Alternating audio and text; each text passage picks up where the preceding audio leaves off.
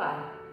Mais uma vez estamos aqui para compartilhar com você a palavra bíblica deste final de semana. Que a graça do nosso Senhor Jesus Cristo e o amor de Deus e a comunhão do Espírito Santo seja com cada um de vocês. Quero iniciar a nossa reflexão de hoje contando uma história. Conta-se que há muito tempo atrás, dois irmãos bem próximos assumiram o trono de dois reinos diferentes. O tempo do reinado dos dois irmãos poderia ter sido de muita paz e harmonia. Afinal, além de irmãos, eles eram vizinhos.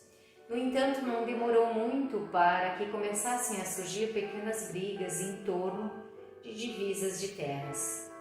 Aqueles pequenos desconfortos em torno de pedacinho a mais ou a menos de chão se transformaram em disputas maiores e cada vez mais violentas. E o resultado final foi a prisão do irmão mais novo pelo irmão mais velho. Sempre estava claro que a intenção do irmão mais velho não era o sofrimento, a decadência ou mesmo a morte do seu irmão preso.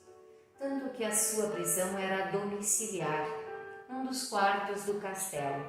Havia ainda a promessa de que seu reinado, as suas terras, o seu poder seria devolvido depois de um certo tempo. E naquele momento a prisão era o melhor caminho para que as coisas não piorassem entre eles. Para definir sobre o tempo da prisão, o irmão mais velho escolheu uma modalidade muito interessante. Vendo que seu irmão estava acima do peso e que gostava de boas refeições, ele simplesmente diminuiu o tamanho da porta do quarto onde ele estava preso. Deixou sem trancas, sem cadeados, sem guardas vigiando e disse que a sua liberdade e a devolução do seu reino aconteceria no momento em que ele emagrecesse e conseguisse passar pela porta.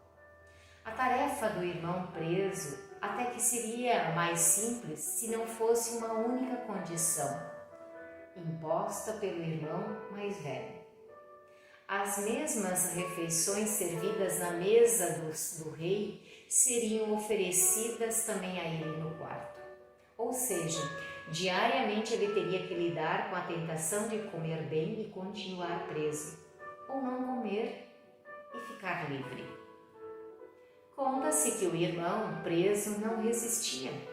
Ele caía em tentação todas as vezes em que estava diante das maravilhosas refeições. Em vez de emagrecer, ele engordou mais ainda. Pessoas chegaram a acusar o irmão mais velho de ser injusto e cruel. Mas ele sempre dizia: meu irmão não é um prisioneiro. Ele pode sair quando quiser, só depende dele. E a história encerra contando que a prisão durou durante 10 anos e o irmão mais novo não conseguiu ser libertado por si mesmo. Somente quando o irmão mais velho morreu é que ele foi retirado do quarto.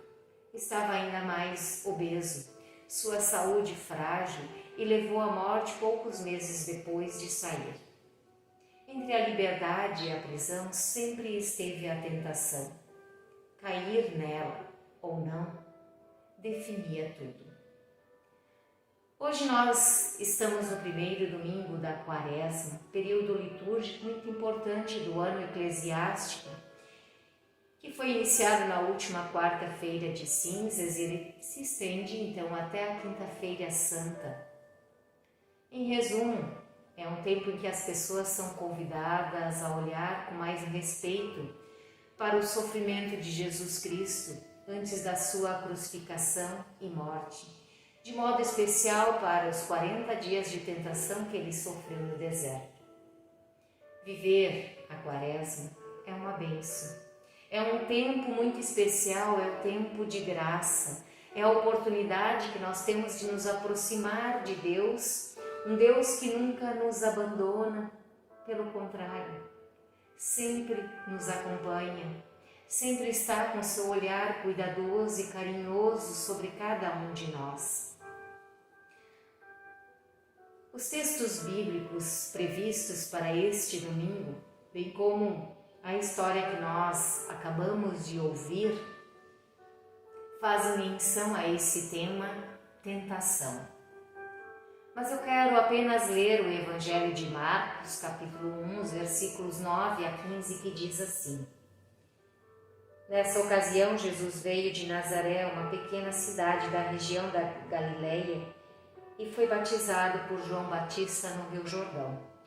No momento em que estava saindo da água, Jesus viu o céu se abrir e o Espírito de Deus descer como uma pomba sobre ele. E do céu veio uma voz que disse: Tu és o meu filho amado, querido, e me dá muita alegria. Logo depois, o Espírito Santo fez com que Jesus fosse para o deserto. Jesus ficou lá durante 40 dias sendo tentado por Satanás. Ali havia animais selvagens e os anjos cuidando de Jesus. Depois que João foi preso, Jesus seguiu para a região da Galileia e ali anunciava a boa notícia que vem de Deus. Ele dizia: Chegou a hora, o reino de Deus está perto. Arrependam-se dos seus pecados e creiam no Evangelho. Além desse texto, um outro texto que nos é sugerido neste domingo é o texto de Gênesis, que lá fala da aliança de Deus com a família de Noé após o dilúvio, subentendendo-se que anteriormente Noé ele estava diante da tentação de construir ou não a arca, de subir nela ou não com a sua família, de acreditar que iria chover 40 dias e 40 noites ou não. E nesse texto do Evangelho, é um texto que fala da tentação de Jesus no deserto, ele é citado de forma bem breve também, mas também ainda temos uma carta de Pedro. No contexto, ele também lá mostra que os primeiros cristãos, eles serviam de perseguições e estavam diante também da tentação de permanecerem fiéis e sofrerem, ou cederem e serem infiéis. Assim faz muito sentido trazer 4 importantes breves observações sobre esse tema da tentação neste primeiro domingo da Quaresma. Primeiro, as tentações existem e estão sempre diante de nós, comer ou não comer, falar ou não falar, fazer ou não fazer, pegar ou não pegar, e aí por diante. Por outro lado, cair nelas é sempre uma questão de escolha. Lutero dizia que o cristão não pode impedir que os pássaros voem sobre a sua cabeça, mas pode evitar que eles façam um ninho em cima dela. Segundo, as tentações geralmente nos levam para algo errado ou mesmo proibido. Dificilmente uma situação de tentação se apresenta para algo bom, positivo ou saudável. O proibido é sempre tentador e a tentação é sempre para o proibido. Terceiro, nenhuma tentação é maior que a nossa força para resistir. Deus é fiel e não permitirá que sejais tentados além das nossas forças. Pelo contrário, juntamente com a tentação, lhes dará meios para que possais suportar. É o que nos diz 1 Coríntios 10, 13. E em quarto, a melhor penitência. Nós, como evangélicos luteranos, dificilmente usamos essa expressão, né? Essa é uma expressão mais católica, mas para Martim Lutero a expressão correta para esse tempo seria confissão e absolvição dos pecados, ou ainda, né, o perdão de Deus. Mas nesse tempo da Quaresma, é preciso a gente aprender a lidar com as tentações da vida. É tempo de nos arrependermos, de confessarmos, e é tempo também de nós recebermos a absolvição dos nossos pecados. E a melhor forma para isso é a gente buscar em oração e na leitura da Palavra de Deus a orientação. Nelas nós sempre vamos encontrar o melhor caminho, a melhor resposta, o melhor comportamento e as melhores abstenções. Por isso, viver a Quaresma é uma bênção. Iniciar esse tempo é graça, é oportunidade dada pelo amor de Deus. É um convite para que nós renovemos e restabeleçamos também a paz, partilhamos o pão, a esperança e caminhemos juntos, iluminados e amparados pela Palavra de Deus, também pelos sacramentos que nos trazem o Cristo vivo, que venceu as tentações do deserto e na cruz para nos possibilitar o seu reino. Deixemos-nos, portanto, tocar por esse chamado ao arrependimento, à novidade de vida que as palavras de Jesus no Evangelho de Marcos nos fazem. E lá, conforme nós lemos, diz: arrependam-se dos seus pecados e creiam no Evangelho. Que nesse tempo você possa refletir sobre a sua vida, sobre como está a sua relação com Deus. Que Deus possa iluminar o teu coração, a tua mente. É tempo de se arrepender, é tempo de se voltar e é tempo de novamente voltar a caminhar com Deus. Que você possa meditar sobre isso e que Deus abençoe a sua vida. Assim quero convidar você ao momento de oração.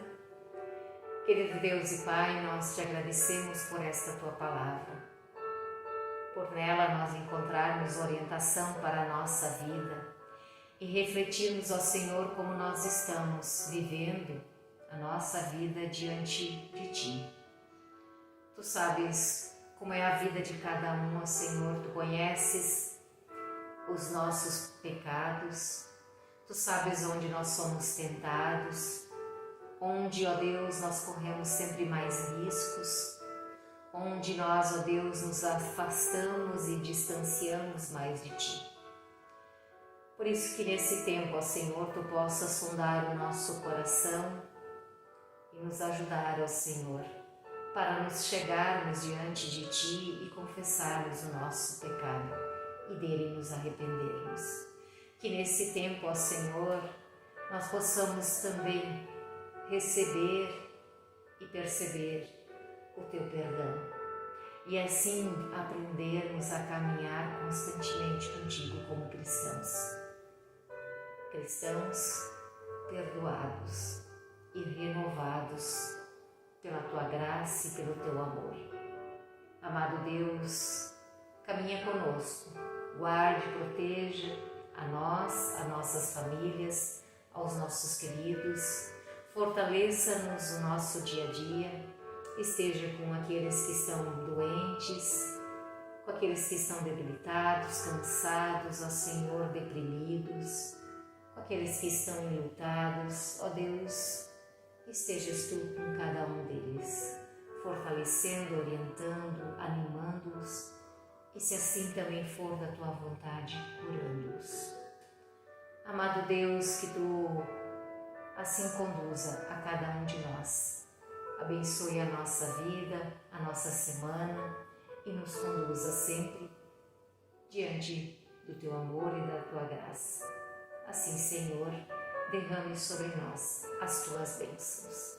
Em nome de Cristo Jesus. Amém. Trago ainda breves avisos. Durante esta semana, nós iniciamos então o ensino confirmatório, dia 23, para o primeiro ano, na terça-feira, às 17 horas. Na quinta-feira, para o segundo ano, dia 25, às 17 horas também. Na quarta, nós temos o nosso encontro da UASE, às 14 horas e 30 minutos. E também no domingo, no dia 28, às 8h30 da manhã, nós temos o nosso culto. Todos são bem-vindos. Que você assim tenha uma semana abençoada e que Deus te abençoe e conduza em tudo aquilo que você tem pela frente. Fique com Deus e até o nosso próximo encontro.